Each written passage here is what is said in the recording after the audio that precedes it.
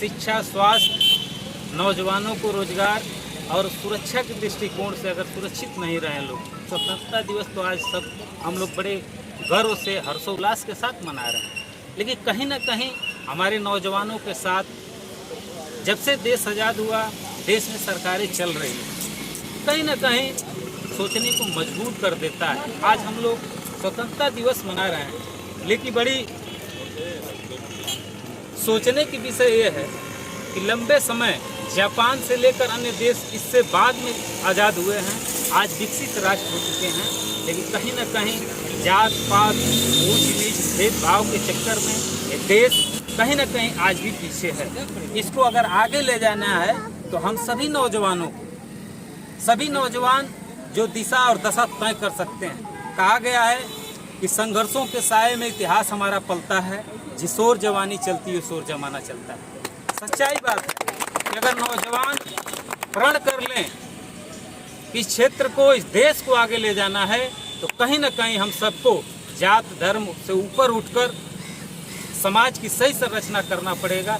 तब जाकर आज हम लोग जो स्वतंत्रता दिवस मना रहे हैं, तब जाकर वो सही माना जाएगा। नहीं तो कहीं ना कहीं हम दूसरे को सताते हैं, दूसरे को किसी भी मुकाम पर जा रहा है उसे जलन रखते हैं, तो ये स्वतंत्रता नहीं है। कहीं ना कहीं एक घिनौना सोच कह सकते हैं हम। तो आप अगर एक व्यक्ति का सहयोग नहीं कर सकते हैं तो विरोध मत करिए। सहयोग की भावना से अगर रह गया तभी आपकी भी प्रगति हो सकती है, ऐसा नहीं कि जलनशील की भावना हो।